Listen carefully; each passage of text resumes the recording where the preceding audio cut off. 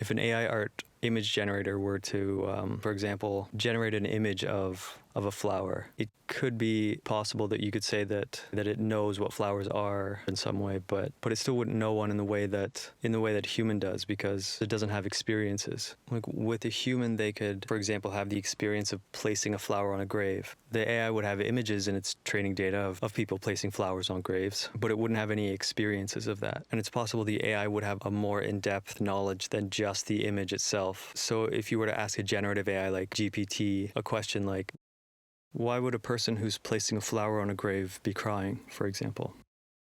It probably would be able to give you a reasonable answer as well as a person could.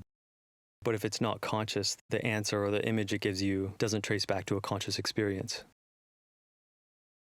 And if somebody had an experience of placing a flower on a grave and they made art that was based on it, then that art would trace back to that conscious experience. And that experience wasn't just an image like floating in nothingness, outside of consciousness.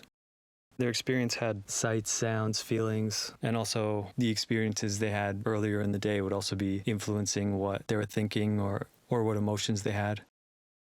So there's all these different aspects of having an experience as a human. Whereas the AI can't have experiences in that way. It just doesn't function in an autobiographical way. Meaning it can't say it was at a certain place at a certain time, having a certain experience that felt a certain way. And if when the person was placing the flower on a grave and that flower had a thorn and it cut the person and they felt that physical pain and then they incorporated that into their art, then that physical pain would be a good example of something that wouldn't even make sense to say that could trace back to an unconscious machine like an AI, because pain is something that doesn't even make sense without consciousness. So anytime the AI generates any kind of visual art, music, or writing, or just anything that's supposed to relate to like a conscious experience, that experience doesn't exist, which isn't necessarily bad if that's not what you're trying to get out of it. And whether people care about that might be one of the main factors for how the future of human art turns out. Story 2. Die on a screen. Imagine you see a video of someone die. In one scenario, the video's fake, so it's just special effects, and you're told that it's fake. And in a second scenario, it's real and you're told that it's real. I imagine that for most people, they would have a very different experience depending on whether the video is real or fake. And when I try to picture how that experience is different, it seems like the main factor here is that you know that there's a consciousness in the scenario where it's real. There's the consciousness of the person dying, and that's a significant element of the experience, and it changes it. In the other scenario, you know there's no consciousness, so it doesn't have the same weight to it or significance. So this is the same with AI art versus human art. When you see human art, you know that there's a consciousness behind it. Something had conscious experiences, and that is being transmitted through.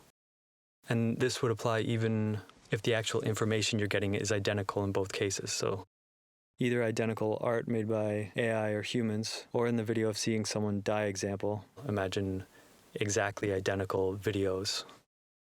Even when it's identical, the significant difference there is that consciousness is behind the screen in one case, but not the other.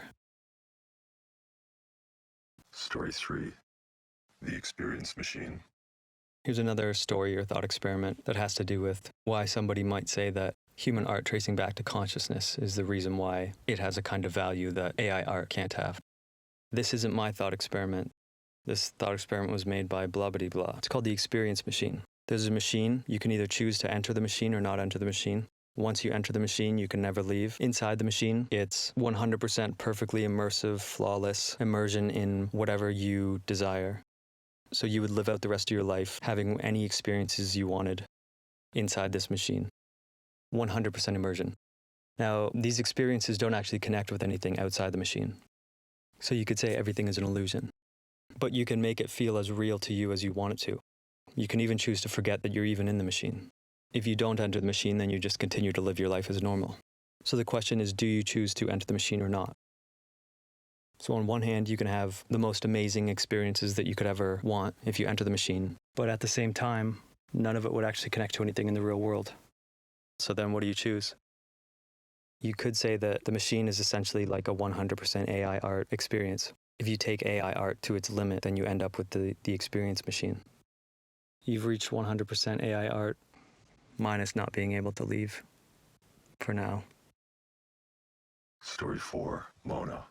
Forgery of the Mona Lisa appears. The public is indifferent. Researchers study the forgery. They determine that it's physically identical to the original. Although some portion of the public finds the abnormally high precision of the forgery to be fascinating, its significance as a work of art continues to fail to capture the public's attention in the same way as the original. The forgery is placed on display in one of the lesser-known galleries. Some visit the forgery, curious about its unexplained origin and remarkable accuracy. Over the course of a few weeks, the number of daily visitors falls from several dozen to just a few. Meanwhile, the real Mona Lisa continues to be viewed by 30,000 visitors daily. A researcher gathers both the original and the forgery in order to study both of them together. They place both in a box for transportation. But when they arrive at their destination and open the box, they realize they forgot what order the paintings were in. The public is outraged by the mix-up, leading to a drawn-out controversy over what to do next.